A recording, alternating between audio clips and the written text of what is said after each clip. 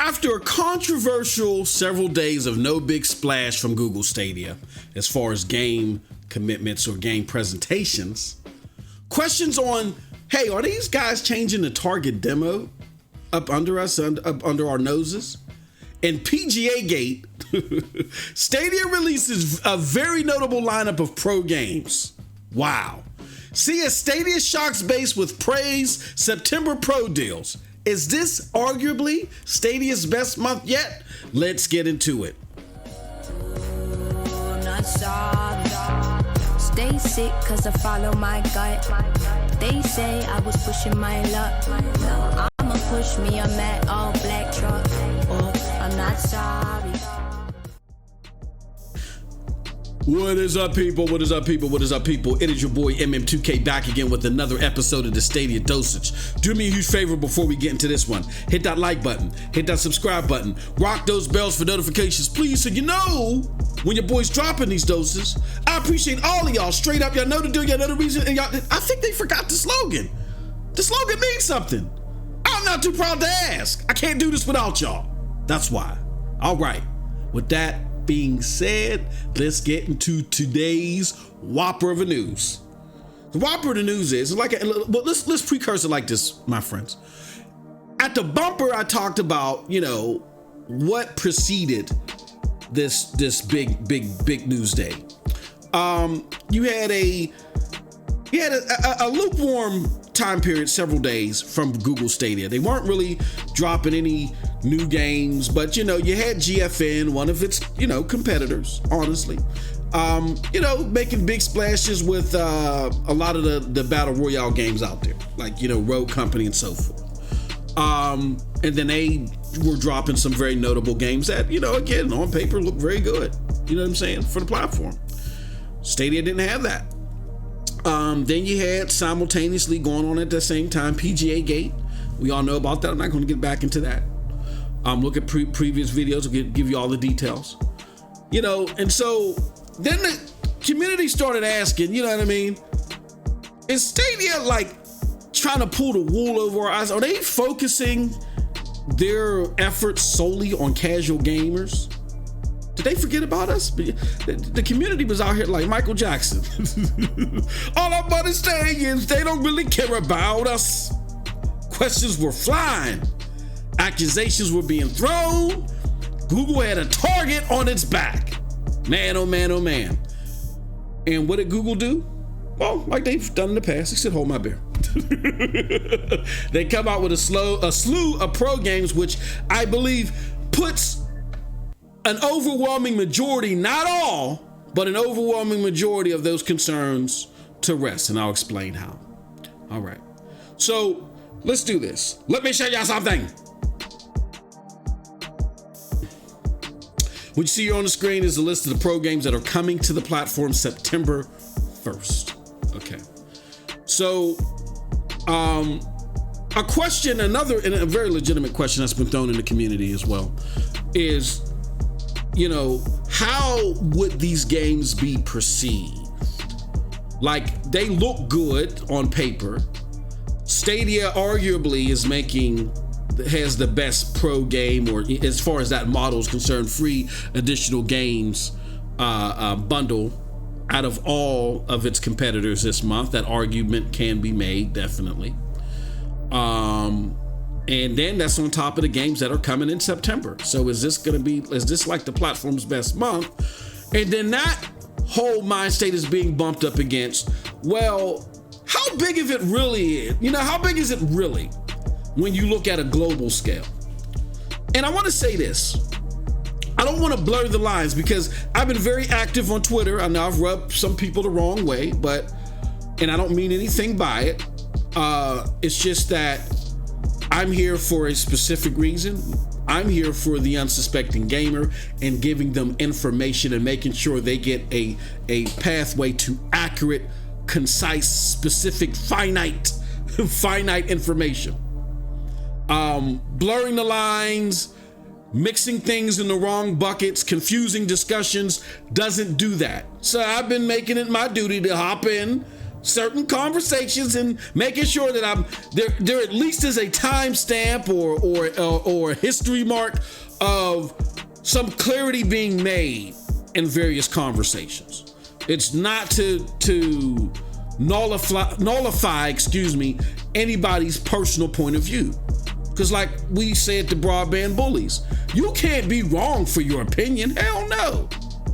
But again, it's taking those opinions and saying and pegging them to the right questions. That's what we want to do. So the unsuspecting gamer can make their clear choice, not my choice, not your choice, make their choice. You know what I mean? Because they can you can start a discussion on something and have a legitimate beef, a legitimate gripe. You know what I'm saying? I don't like the size of the Stadia control, whatever your gripe may be. But when you catalog things correctly, the unsuspecting gamer can say, you know what? That's something that's important to me. All right, fine. Or they'll say, you know what? That may be a legitimate concern for others, but it has nothing to do with me. I don't need to listen to this conversation. Every conversation is not for every gamer. That's why it's important that we be finite, specific, clear about what we're pegging our concerns to make sure that we're appropriately feeding the unsuspecting gamer. And they can make the final choice, right? So we don't want to mix everything. Stadia's dead because I don't like the controller. You know what I mean? Silly stuff like that, or silly concepts like that where we gotta play gumbo with everything, is where I decided to hop in, right? So this is my attempt once again to make sure that we're finite, clear, and we're concise on addressing that legitimate question, because it is a legitimate question. And the answer to that, I feel, is, hey, look, if we want to figure out if this will make a splash, then we got to ask, a splash for who? Because there are different types of gamers in this equation, and we can't put it all together, mix them all together and say either yay or nay. It depends. Now, if you're talking about at a global scale, will this lineup make people want to sign up for Stadia? The answer to that on the surface is no. This lineup alone, no. You know what I'm saying? A concentrated and a severe campaign will do that, and we have yet to see that from Stadia. We have seen that from GFN. We have seen it for even Xcloud. We haven't seen that from Stadia. Why do I say that? Because let's take GFN for example. GFN is in 70 plus countries or territories. Even Microsoft with Xcloud, that they are admitting is launching in beta, is even in 22. Stadia is just in 14. And we know plausibly they can open up access to more. They just decide not to do it for their own personal reasons. Those reasons being, for all intents and purposes, it's an early access period. It's an experimental phase for them. This is not the competitive phase that it is for a GFN or a Microsoft. You can even look in the competitive advertising. GFN, Microsoft, always taking shots at Stadia. Stadia is not returning the favor. So again, if you're talking at a global competitive scale, not saying that Stadia doesn't have any competitors. No, they definitely do. Whether they want to embrace that competition or not, they got competitors at a global level. They just acknowledge that, hey, look, we're not worried about this at a global scale yet. We're still trying to work out some things, and I can understand that. GFN has been in beta for 3, 4, 5 years. Xbox is still in beta. Stadia had a beta with one game for like a few months, then opened up to the general public who wanted to buy a package, and then released their free tier to everybody a few months later. And it's still limited, again, because of the outreach, because of the advertisement and the outreach in the territories that they're in. This is still limited. So different types of rollouts, different strokes for different folks. So again, Group number one, global group. No, it's not gonna do anything for them. Now there's two other groups that I feel it will, and we will see it will, I believe. The casual gamer, which is part of their core demo. The casual gamer that don't really read the IGNs all like that. They may glaze at a couple things. They may see something on the game. They just pick up and they play games. They're not in it like we are. They don't know who an MM2K is, a Stadia Dosage, a Stadia Mosage. They don't know what any of that stuff is. They just pick up and play. I think the majority of them will appreciate a Gunsport, an Ember, and a Hello Neighbor, and even a Super Bomberman. Especially a Super Bomberman or a Hello Neighbor, which often gets streamed, that they may catch on a YouTube. Now, they all may watch YouTube. So, YouTube works off an algorithm.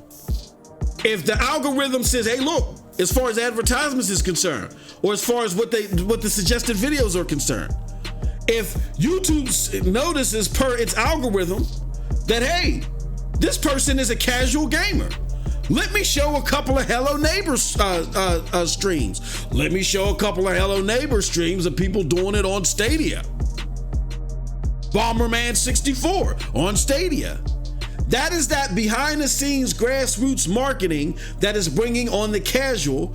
Data proves that is effective, and that for sure, these games will move the needle for casuals that are being signed up by the day more and more than they ever have. Am I saying that it's exploding and bursting out of the seams? No, but they are being signed up more and more every day than they have been prior. Okay? So yeah, I think it will move the needle in that effort. It'll move the needle marginally, or whatever. I will say, a little bit above margin. It'll move the needle significantly, but will it be a big explosive thing? No, it's not. The campaign hasn't been big enough for that yet. Now, for the base that was out there singing, they don't really care about us. Those are the tech enthusiasts. All right, and I want to do something like this. Here, let me do this if I can. I don't have the article up here, but let me see if I got it in my notes somewhere. Okay, so this was an interview. Yeah, I think I have it in my notes. This was an interview conducted by Ars Technica, March 21st, 2019, and they asked Phil Harrison, who is Stadia for? And Phil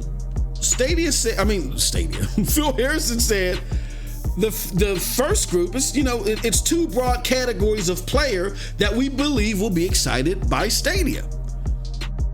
The first is the leading edge players that understand the technology of 4K 60 frames per second.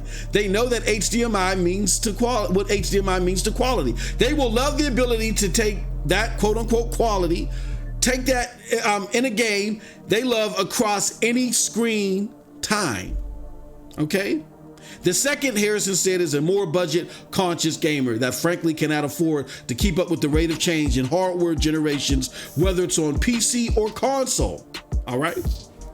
So for the former type of gamer, the ones that, hey, don't really mind playing these quote unquote older games, but want to experience the tech and the convenience of the tech and play around with it and have fallen in love with it, having access to Hitman, just having simply access to Hitman or Metro isn't what makes them excited. What makes them excited is they get access to it, potentially, the highly likelihood at 60 frames per second, maybe even 4K 60 on any screen possible. That's what makes them excited, with the low entry point to being able to get that type of performance. The tech enthusiasts like me or Projekt Storm or whoever the case may be, we love that proposal. So yes, seeing a slew of games with Hitman and Metro in it gets us excited. We've already touched these games. I've already beat this game.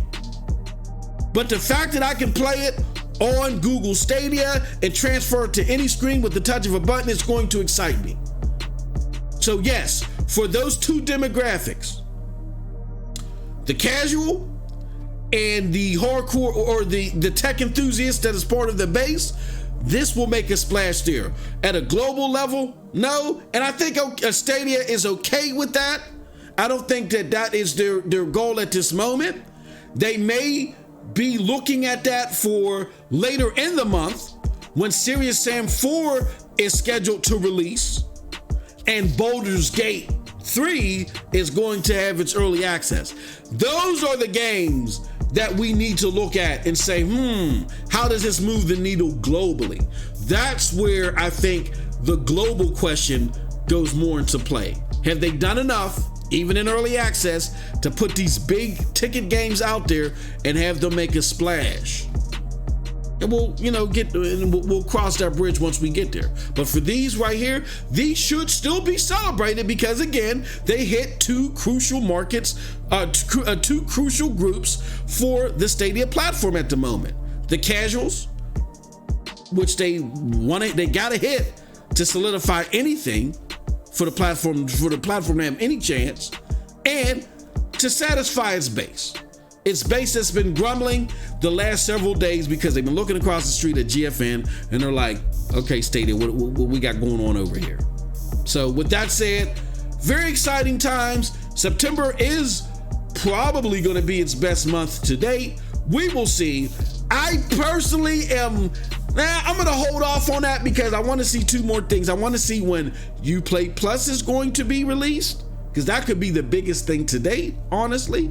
Uplay Plus is the proposal of having all those Stadia games or all those Uplay games accessible in a subscription service, depending upon how that subscription service is going to look, could be a big deal for the platform, or how Cyberpunk 2077 folds out for the platform. So we'll wait and see. But regardless, biggest month or not, it's still a very big month, especially if Baldur's Gate 3 and Serious Sam 4 still release at the end of the month.